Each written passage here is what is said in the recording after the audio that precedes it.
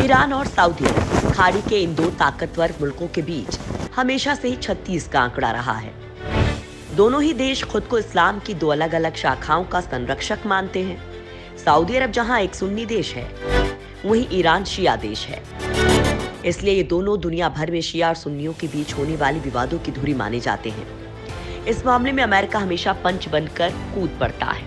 हालांकि अमेरिका का यहाँ खेल तेल का है, लेकिन आखिर इन दो मुस्लिम मुल्कों के बीच विवाद का आगाज कैसे हुआ, लिहाजा आपको बताते हैं वो कहानी जो शिया और सुन्नी मुसलमानों को कभी साथ नहीं बैठने देती है। दरअसल 1973 में अरब इजराइल युद्ध के दौरान तेल उत्पादक देशों के संगठन ओपेक ने तेल के दाम बहुत बढ़ा दिए थे।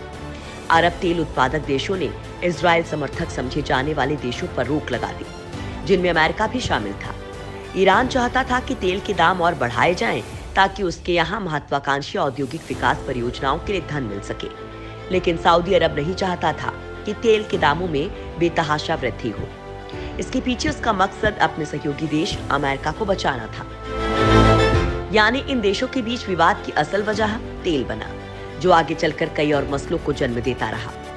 ईरान में 1979 में हुई इस्लामी क्रांति के दौरान पश्चिम समर्थक शाह को सत्ता से बेदखल कर दिया गया और देश में इस्लामी गणतंत्र की स्थापना हुई। इसके बाद क्षेत्र के सुन्नी देशों ने ईरान पर आरोप लगाया कि वो उनके यहाँ क्रांति को भेजने की कोशिश कर रहा है। इसी बीच सितंबर 1980 में इराक ने ईरान पर हमला कर दिया और ये युद्ध 8 साल तक चला।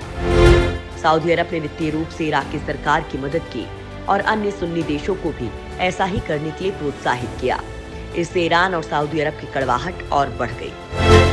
इसके बाद सऊदी सुरक्षा बलों ने 1987 में मक्का में ईरानी श्रद्धालुओं के अनधिकृत अमेरिका विरोधी प्रदर्शनों के खिलाफ कार्रवाई की। इस दौरान 400 लोग मारे गए। इससे गुस्साए ईरानियों ने तेहरान में सऊदी दूतावास में लूटपाट की। अप्रैल 1988 में सऊदी अरब ने ईरान से अपने राजनयिक रिश्ते तोड़ दिए। 1991 तक ईरान से कोई श्रद्धालु हज यात्रा पर नहीं गया। ईरान अक्सर सऊदी अरब पर हज यात्रा को राजनीतिक उद्देश्यों के लिए इस्तेमाल करने का आरोप लगाता रहा है। हालांकि इस बीच ईरान में मई 1997 के राष्ट्रपति चुनाव में सुधारवादी मोहम्मद खातामी की जीत के बाद दोनों देशों के रिश्तों में सुधार देखने को मिला और मई 1999 में ईरानी राष्ट्रपति ने सऊदी अरब का ऐतिहासिक दौरा किया। अब ये रिश्ते पटरी पर बैठ भी नहीं पाए थे कि 2003 में इराक पर अमेरिकी हमले ने सऊदी ईरान तनाव को और बढ़ा दिया। अमेरिकी हमले के चलते इराक में बाथ पार्टी का शासन खत्म हुआ और बहुसंख्यक शिया समुदाय को सत्ता में आने का मौका मिला।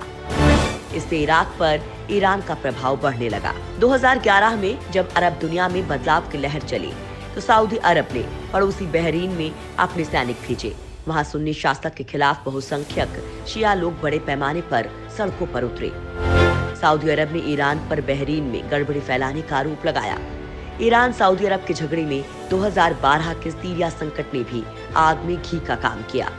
सीरिया की जंग में जहां ईरानी सीरियाई राष्ट्रपति बशर अल असद का साथ दे रहा है, वहीं उनके खिलाफ लड़ रहे विद्रोहियों को सऊदी अरब और उसके सहयोगी अमेरिका का समर्थन मिला। यमन संकट में भी सऊदी अरब और ईरान एक दूसरे के सामने आ खड़े हुए।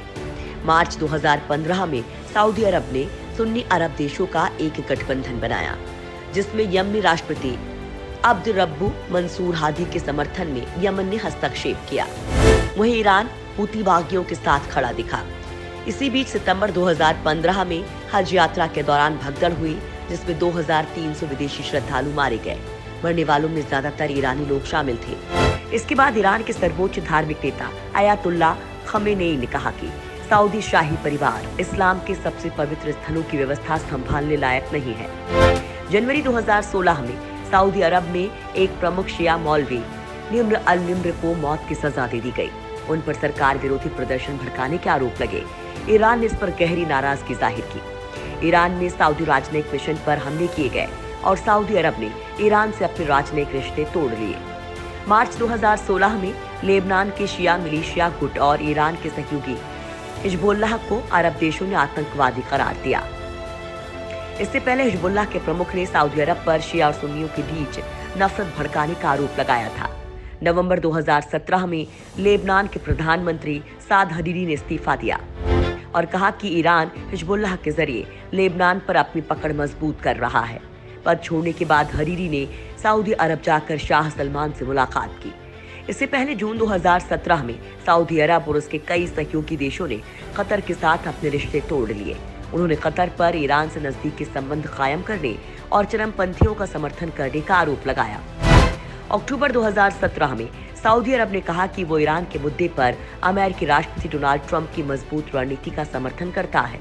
ट्रंप ने 2015 में ईरान के परमाणु कार्यक्रम पर हुए समझौते को मंजूर करने से इनकार कर दिया और यहीं से ताजा तनाव का आगाज हुआ। मध्य पूर्व के दो ताकतवर देशों सऊदी अरब और ईरान के बीच हमेशा 36 का आंकड़ा रहता है। दोनों धर्म से लेकर तेल और इलाके में दबदबा कायम करने तक हर बात पर झगड़ते हैं।